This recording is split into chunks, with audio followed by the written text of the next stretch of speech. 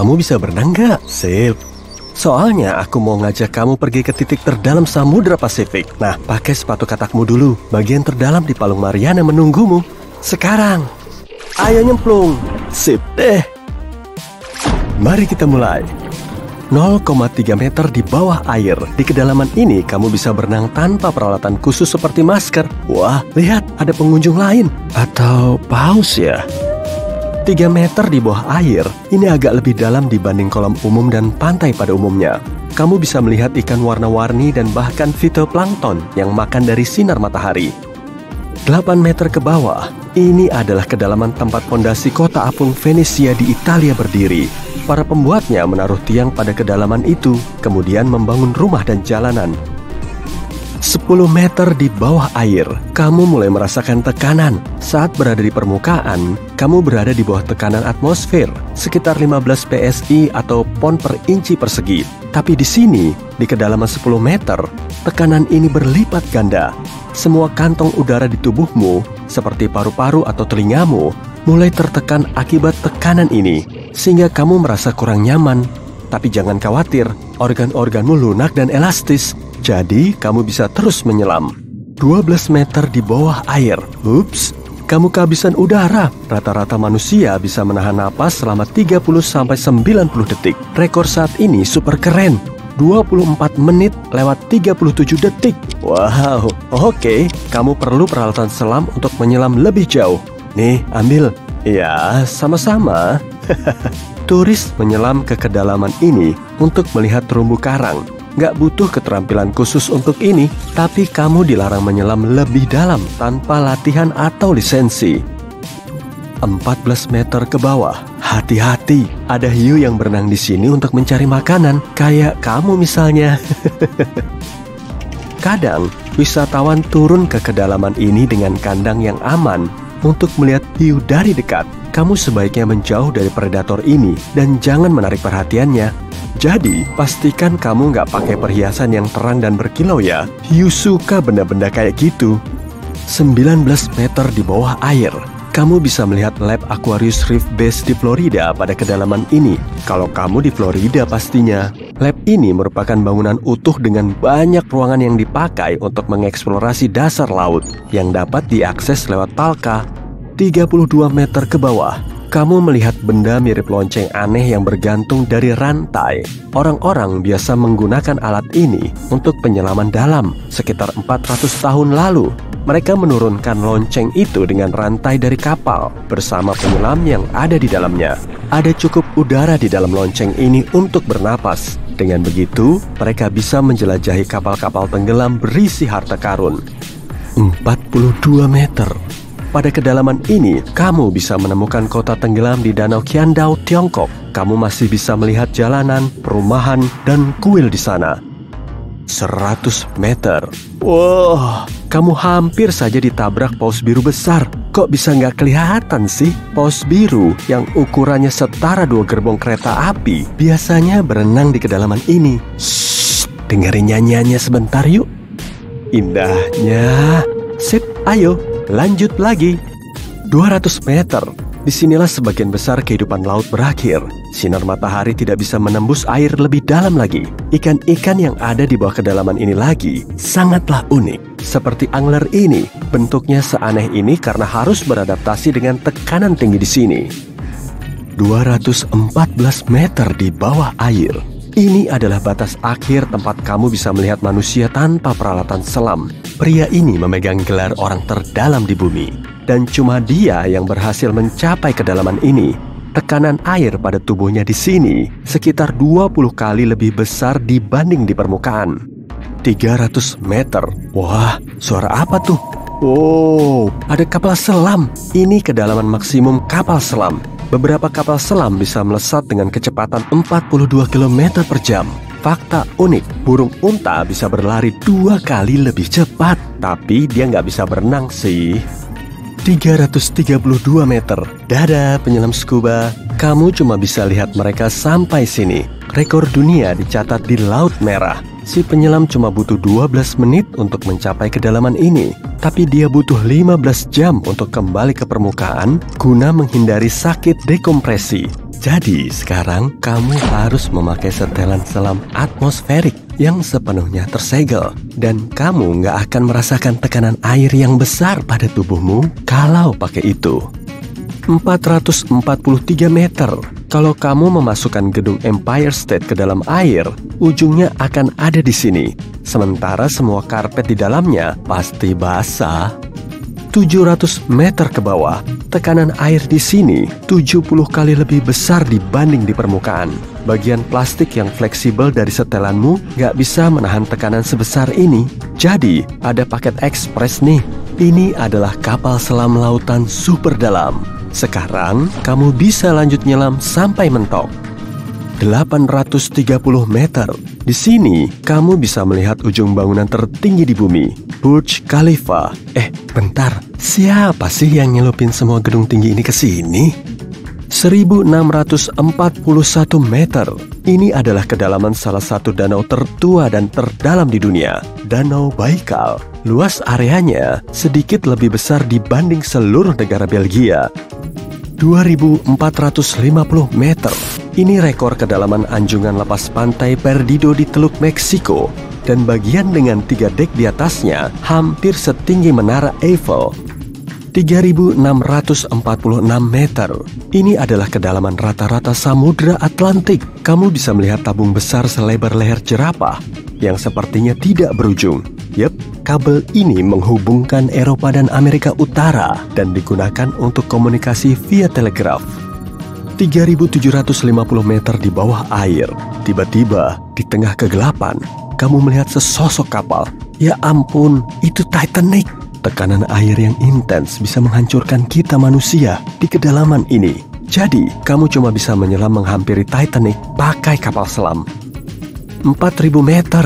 Waduh, ini adalah ujung dari tambang terdalam di dunia, yaitu tambang emas Emponen di Afrika. Tapi, kamu masih harus menyelam lebih dalam lagi. Yuk, kebut. 6100 meter. Di sini, kamu bisa melihat puing-puing kapal tua paling dalam, USS Johnston, tenggelam lebih dari 70 tahun lalu. Kamu masih bisa melihat angka 557 di haluannya. 8000 meter. Di sini, dalam kegelapan total ini, kamu bisa menemukan ikan terdalam di dunia, yaitu Snailfish Mariana. Panjangnya setara anak kucing rumahan dan punya kulit yang hampir transparan. Matanya rabun karena sinar matahari tidak pernah sampai ke sini. 8.850 meter. Kalau kamu mengambil Gunung Everest, membalikkan dan memasukkannya ke Palung Mariana, disinilah kamu melihat ujungnya.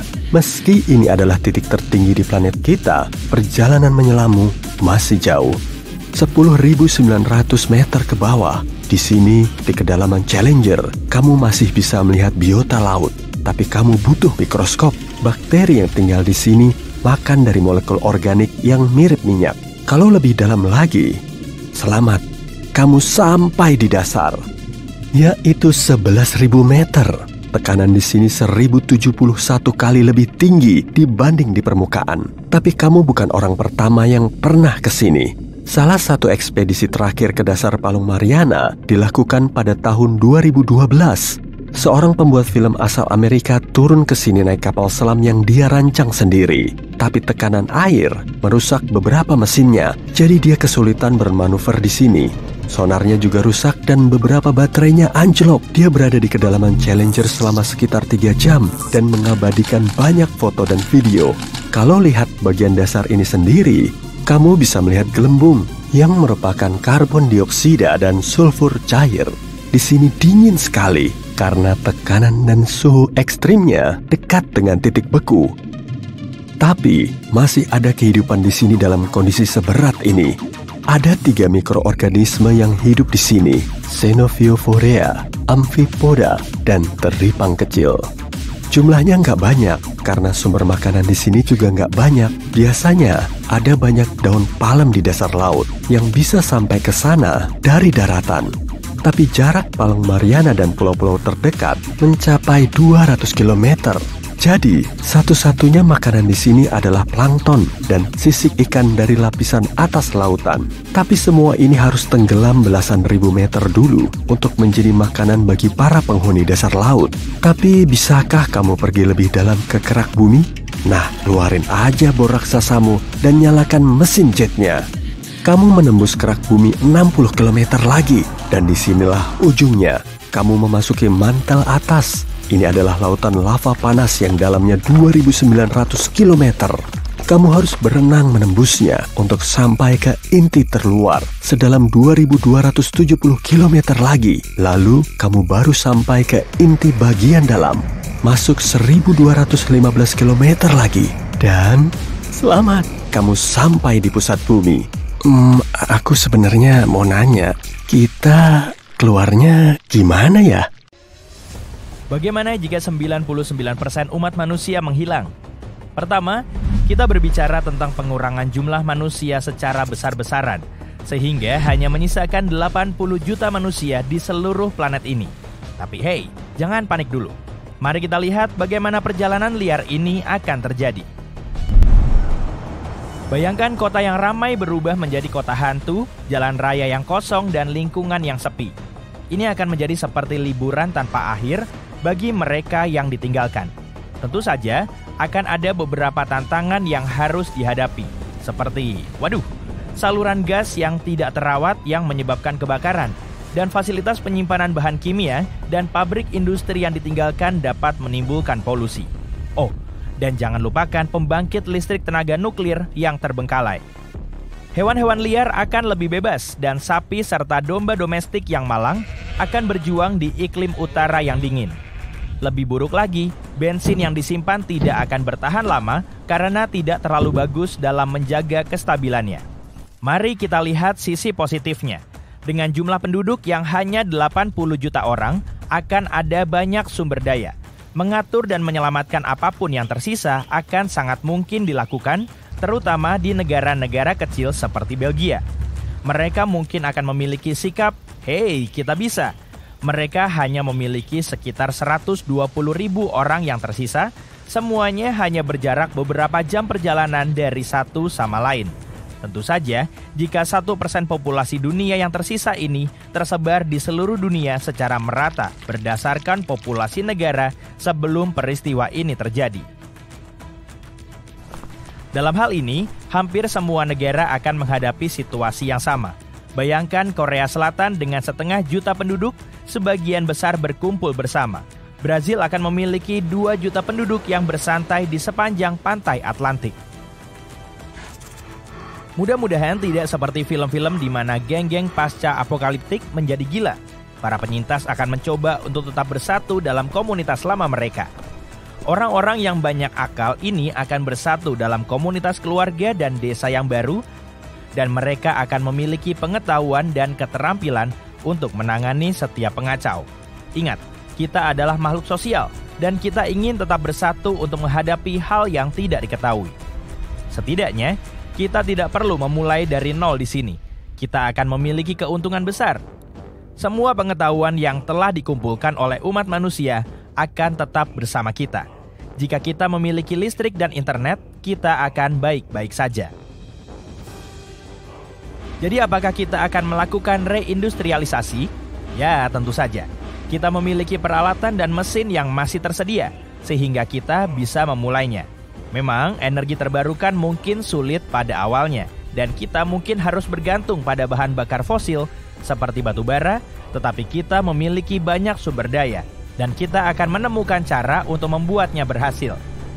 Ditambah lagi, kita memiliki beberapa pemikir brilian dengan keterampilan kritis yang akan menghadapi tantangan ini. Hal-hal semacam ini terjadi di kehidupan nyata. Pikirkan tentang peristiwa keruntuhan sejarah. Mereka membuat comeback epik yang berlangsung selama berabad-abad.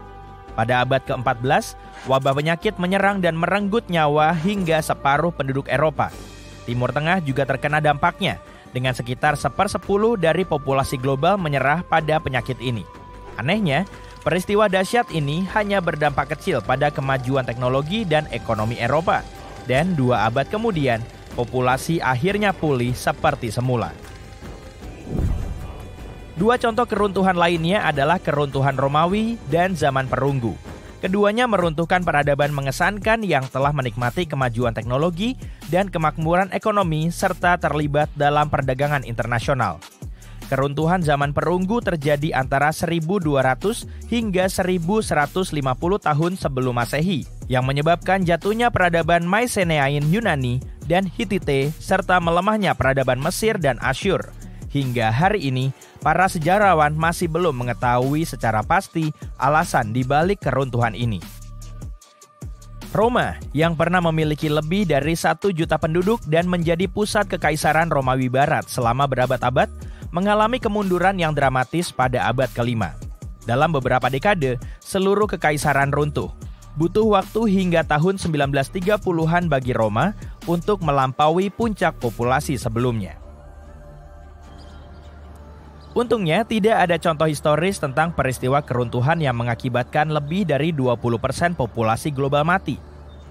Banyak aspek infrastruktur fisik kita seperti mesin, peralatan, dan bangunan masih utuh dan dapat digunakan, menempatkan kita pada posisi yang jauh lebih baik dibandingkan pada tahun 2500 sebelum Masehi. 80 juta orang yang masih hidup akan memiliki akses ke kekayaan pengetahuan yang telah dikumpulkan oleh umat manusia. Selain itu, beberapa orang mungkin memegang profesi penting seperti insinyur atau ahli kimia. Sangat mungkin bahwa beberapa orang akan memiliki pengetahuan pertanian, membantu memberi makan penduduk. Oke, tapi mari kita buat skenario ini lebih personal. Jika suatu hari kamu terbangun dan mendapati 99% dari populasi hilang, tidak diragukan lagi, itu akan menjadi pengalaman yang luar biasa dan tidak masuk akal. Bertahan hidup akan menjadi prioritas utamamu, dan tindakanmu akan sangat bergantung pada sumber daya dan keterampilan yang tersedia bagimu. Inilah yang mungkin akan kamu lakukan. Kamu akan membutuhkan waktu sejenak untuk memahami apa yang telah terjadi. Hilangnya orang-orang secara tiba-tiba akan mengejutkan dan membingungkan. Teman dan keluargamu kemungkinan besar juga akan hilang, seperti yang terjadi di Avengers. Fokus utamamu adalah mengamankan barang-barang penting untuk bertahan hidup, seperti makanan, air, tempat berlindung, dan persediaan medis. Kamu harus mengunjungi toko kelontong, apotek, dan gudang terdekat untuk mengumpulkan perbekalan yang dapat bertahan dalam waktu yang lama. Kemudian, kamu harus mencari penyintas lainnya. Maksud saya, banyak orang yang sekarang tidak memiliki keterampilan penting seperti menanam makanan, memurnikan air, atau bela diri. Kamu harus mulai mempelajarinya jika tidak ada internet dan tutorial YouTube yang bisa diandalkan. Perpustakaan, museum, dan institusi pendidikan memiliki banyak sekali informasi tentang dunia dan sejarahnya. Setelah kamu membentuk sebuah komunitas, kamu dan teman-temanmu harus melindunginya seperti tidak ada hari esok. Kamu mungkin merasa tidak ada komunitas pada saat itu. Meskipun sebagian besar teknologi mungkin masih berfungsi pada awalnya, kamu perlu memastikan perlindungan sumber daya. Untuk melakukan itu, kamu harus sangat berhati-hati. Dunia akan mengalami kekacauan, jadi kamu harus tetap waspada dan berhati-hati terhadap potensi bahaya. Tanpa penegakan hukum dan tata kelola yang baik, mungkin ada risiko dari hewan liar, bencana alam, atau bahkan orang lain yang mungkin bermusuhan. Sekarang mari kita jelajahi skenario terbaik dan terburuk. Hilangnya begitu banyak orang secara tiba-tiba akan menciptakan kekacauan yang meluas, yang menyebabkan kecelakaan dan kerusakan massal. Dengan tidak adanya tenaga kesehatan profesional dan pasokan medis, penyakit dapat menyebar, yang menyebabkan krisis kesehatan. Sistem produksi dan distribusi makanan akan runtuh, dan kekurangan pangan serta kelaparan bisa menjadi kemungkinan yang nyata. Penjarahan dan kekerasan dapat terjadi karena orang-orang yang putus asa akan mencari sumber daya dan mencoba bertahan hidup.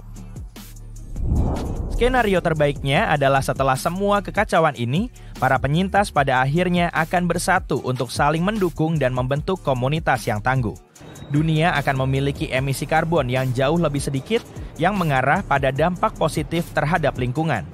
Dengan populasi yang kecil, sumber daya seperti makanan dan air mungkin akan lebih berlimpah dan berkelanjutan dalam jangka panjang. Tanpa batasan dunia yang padat penduduk, Orang-orang dapat fokus pada minat, seni, dan kreativitas individu. Dengan teknologi canggih yang masih tersedia, para penyintas mungkin akan mulai bekerja untuk melestarikan pengetahuan dan memajukan penelitian ilmiah. Namun secara keseluruhan, dunia akan berubah secara drastis dan masa depan tidak pasti. Tindakanmu dan tindakan para penyintas lainnya akan memainkan peran penting dalam membentuk dunia baru dan menentukan arahnya. Kamu merasa seperti seorang pemancing profesional? Pergilah ke perairan terdekat dan cobalah keberuntunganmu untuk memancing ikan. Sekarang, ini idenya. Jadilah superstar pertanian hijau. Tanamlah benih-benih itu, rawatlah tanamanmu, dan saksikan pertanian minimu berkembang. Masakan dari kebun ke meja makan, mau? Dan bagaimana dengan teman-teman berbulu itu? Jika kamu menemukan hewan peliharaan yang berkeliaran, bertemanlah dengan mereka dan kamu akan memiliki teman setia. Sekarang tarik napas dalam-dalam, angkat dagu dan rangkul guru bertahan hidup dalam dirimu.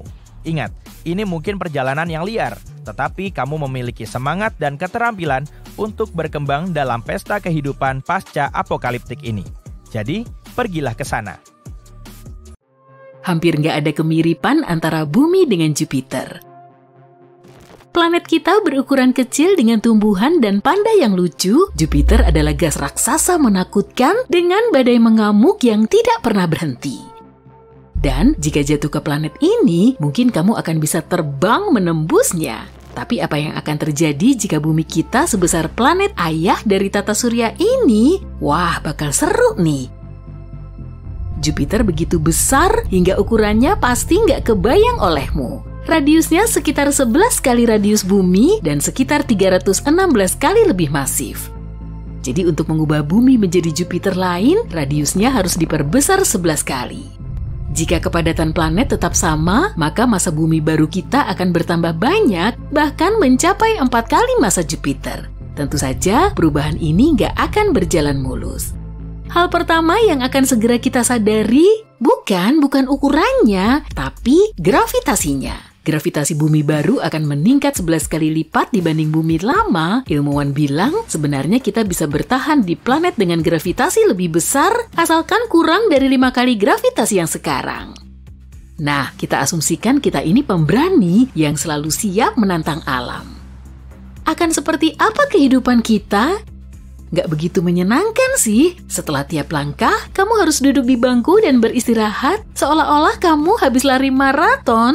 Ya, berjalan akan sesulit itu. Dan semoga aja kamu sanggup berdiri lagi nanti. Untuk bisa bergerak di planet ini, otot-otot kita harus sangat kuat. Makanan cepat saji bukan masalah lagi, karena untuk melangkah ke kulkas saja, kamu harus menjadi seperti atlet angkat beban.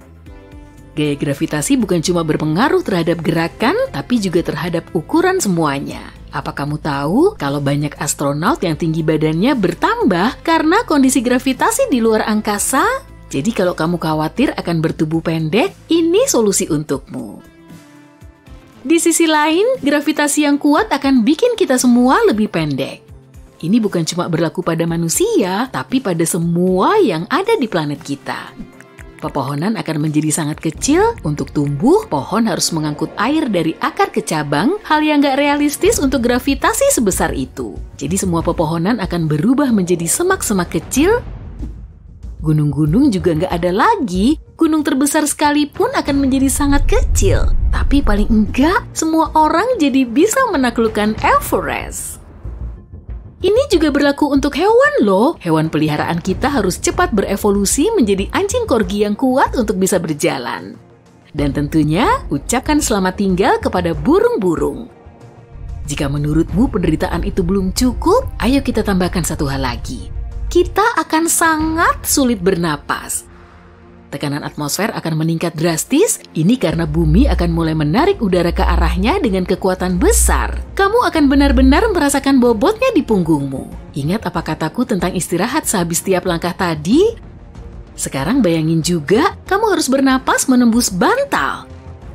Iya, dan bukan itu aja, tekanan atmosfer memainkan peran penting dalam perilaku molekul air. Air akan jauh lebih sulit mendidih maupun membeku, kebanyakan gunung es akan meleleh, dan mungkin kita juga nggak punya awan lagi. Semua uap air akan turun menerjang kita dalam derasnya hujan. Kita akan beruntung kalau nggak langsung kebanjiran. Tapi yang aneh, akan ada kelebihannya juga loh. Misalnya semua yang di sekitar kita akan jadi jauh lebih lapang. Seandainya kita nggak kebanjiran, bahkan akan ada banyak area sepi di planet kita. Mungkin akhirnya harga tanah akan turun. Tapi area yang belum dieksplorasi ini mungkin akan tetap tak tereksplorasi karena kita hampir nggak bisa pergi melintasi laut dan samudra. Bukan saja karena bergerak melintasi air akan sangat sulit, tapi juga karena seluruh perairan di planet ini akan 10 kali lebih luas. Tersesat di lautan biasa aja udah menakutkan, apalagi kalau lautannya 10 kali lebih dalam dan luas. Jadi nggak akan ada pelayaran lagi dan lupakan terbang dengan pesawat atau mengunjungi ruang angkasa lagi. Tapi sepertinya itu belum semua. Jika bumi seukuran Jupiter, gunung berapi juga akan meletus di mana-mana. Karena peningkatan massa, bumi akan sangat nggak stabil. Semua gunung berapi yang sudah mati akan menjadi aktif lagi dan di mana-mana akan ada lava serta gas beracun. Di tahun 1883, terjadi erupsi yang paling menghancurkan dalam sejarah manusia, yaitu erupsi Gunung Krakatau. Letusan terjadi di sebuah pulau kecil, tapi manusia di seluruh planet bisa merasakan dampaknya. Erupsi itu menghancurkan pulau tersebut, memicu banyak tsunami dan awan-awan gas beracun menyebar berkilo-kilometer jauhnya. Nah, sekarang bayangin ini, tapi 10 kali lebih parah. Itu yang akan terjadi di bumi yang sebesar Jupiter. Keadaannya mungkin akan mirip dengan jatuhnya Chicxulub, yaitu meteorit yang menyapu dinosaurus dari muka bumi. Lalu gas-gas beracun menyebar di seluruh planet yang menyebabkan salah satu kepunahan masif terbesar dalam sejarah bumi. Oh, dan kita juga akan kehilangan medan magnet. Wah, makin serem aja ya. Medan magnet sangat penting bagi kehidupan di bumi. Menurut Rory Barnes dari University of Washington, magnet bumi melindungi kehidupan di planet ini dari bahaya ruang angkasa. Ini mencakup segala jenis radiasi dan angin matahari. Di dalam planet kita terdapat inti besi cair yang bertanggung jawab memproduksi medan magnet. Jika tekanan di inti bumi meningkat karena gravitasi, medan magnet bumi akan hilang. Kita akan terpapar efek radiasi kosmik dan terlalu mengerikan sekalipun cuma dibayangkan.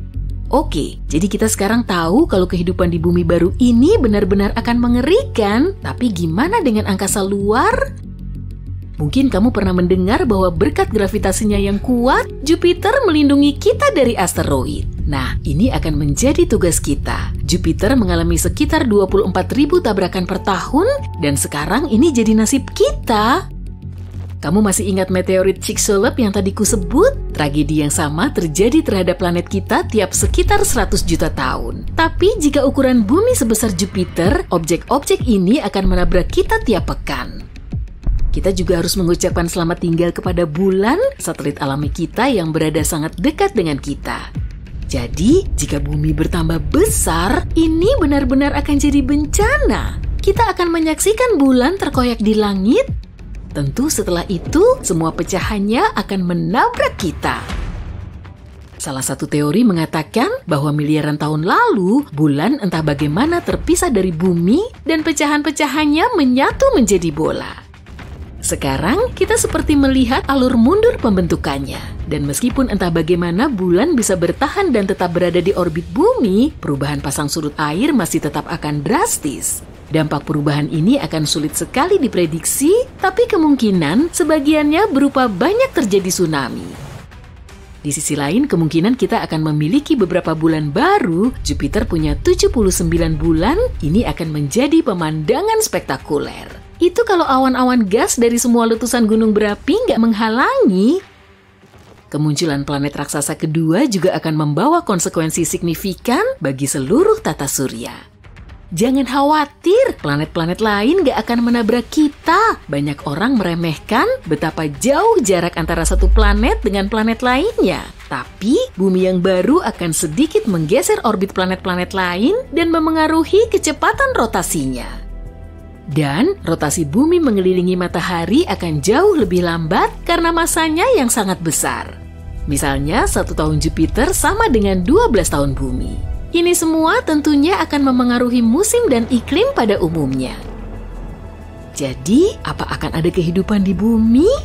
Mengajukan pertanyaan ini saja kamu sudah bisa dibilang berani. Tapi jika suatu hari kita berhasil menemukan bumi super layak huni dan ukurannya mendekati Jupiter, akan menarik sekali untuk melihatnya.